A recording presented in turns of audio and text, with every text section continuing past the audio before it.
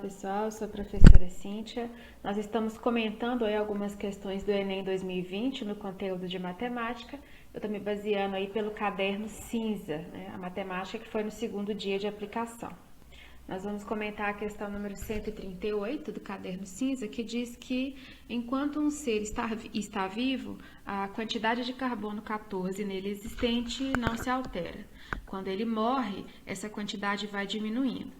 Sabe-se que a meia-vida do carbono 14 é de 5.730 anos, ou seja, num fóssil de um organismo que morreu há 5.730 anos atrás, haverá metade do carbono 14 que existia quando ele estava vivo.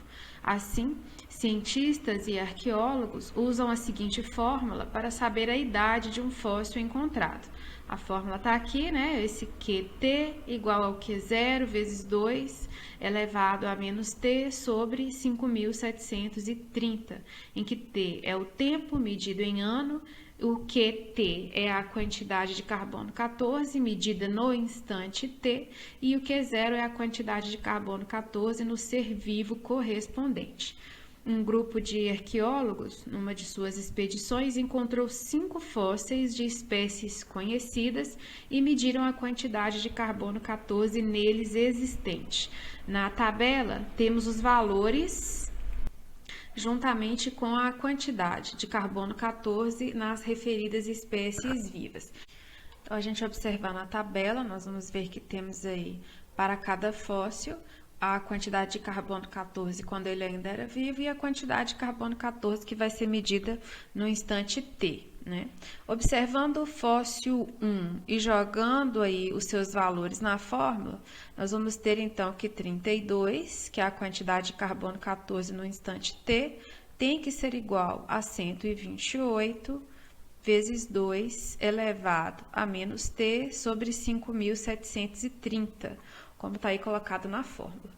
A gente percebe que está trabalhando aqui com uma equação exponencial, ou seja, a incógnita que está no expoente.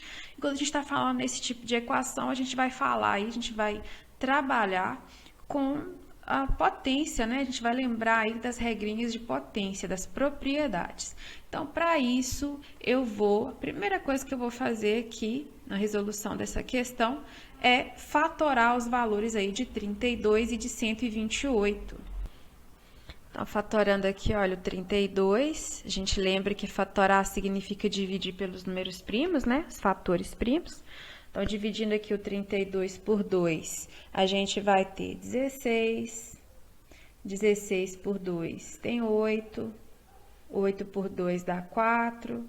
4 por 2 dá 2. 2 por 2 dá 1. Então, a forma fatorada aqui do 32 é 2, coloquei 13 aqui porque eu tô louca. Então, é 2 elevado à quinta potência, né? Olha, 1, 2, 3, 4, 5.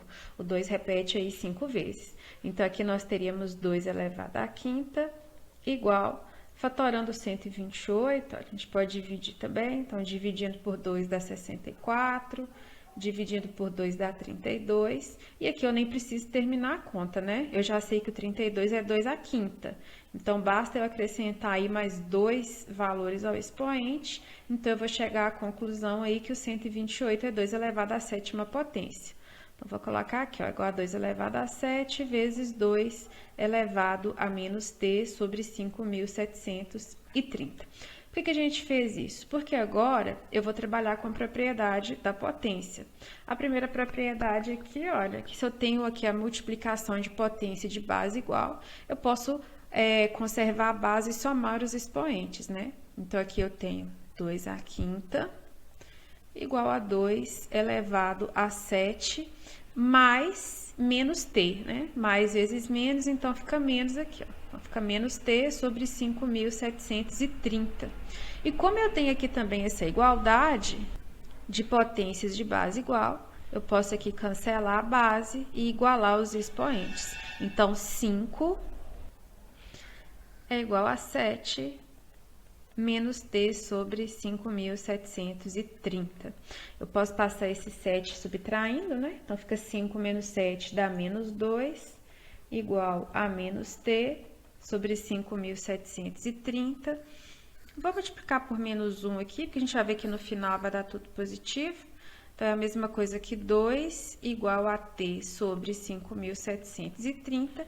Então, eu percebo que para determinar esse tempo T, basta eu multiplicar os 5.730 por 2 aqui nesse caso.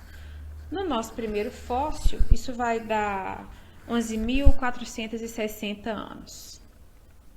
Agora, percebam o seguinte. Nesse processo, o que a gente pode aqui identificar é que o que nós vamos precisar é definir qual é a diferença, né? Quando a gente a quantidade, quando a gente fatora, né? A gente elevou aqui, fatorou 32, colocou tudo na mesma base, a gente percebe que o que nós fizemos aqui é definir a diferença do expoente aqui, desse tempo do inicial, né? Para o tempo na medição nesse tempo T, nesse QT aqui. Então, para a gente ganhar tempo, já que na prova do Enem ganhar tempo também é imprescindível, o que a gente vai fazer? Determinar essa diferença aqui, né, entre um período para o outro, e aquela diferença que for maior, automaticamente vai representar o fóssil mais antigo. Vocês percebam que para todos os fósseis nós vamos seguir esse mesmo padrão, sendo que o que vai mudar é este valor aqui. Quanto maior este valor, que vai ser multiplicado pelos 5.730, maior vai ser o tempo, né, a idade aí desse fóssil. Então, para a gente ganhar tempo, nós vamos completar aqui na tabelinha, olha, vou aumentar ela aqui um pouquinho. A gente já achou aqui, né? No caso, a diferença aqui seria 2. Então, a gente vai achar aqui esses valores. Ó. Então, a gente já viu que 128 é 2 à sétima e o 32 é 2 à quinta. Então, a diferença entre os expoentes aqui foi 2. O 256, aí você pode fatorar, né? Você pode fazer a continha aí. No caso, o 256 vai dar 2 elevado à oitava. E o 8 é 2 elevado a 3. Então, 8 menos 3, a diferença aqui é 5. Então, ali nós multiplicaríamos o 5.730 por 5. Então, o fóssil 2 ele já é mais antigo que o 1. O 512 é 2 elevado à nona. O 64 é 2 elevado à sexta potência. A diferença aqui entre os dois expoentes é 3.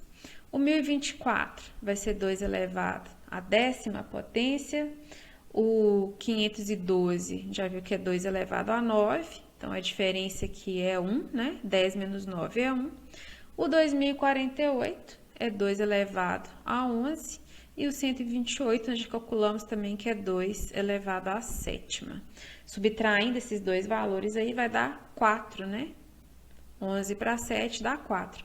Então, o fóssil 2 é o mais antigo. Não preciso fazer essa continha aqui para todos os fósseis, né? Porque no final, eu teria 5 vezes 5.730.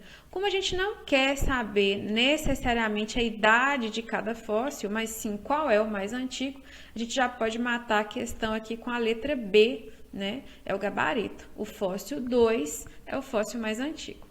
Então é isso, eu espero que vocês tenham gostado, espero que tenham se dado bem aí na prova do Enem. Até o próximo vídeo.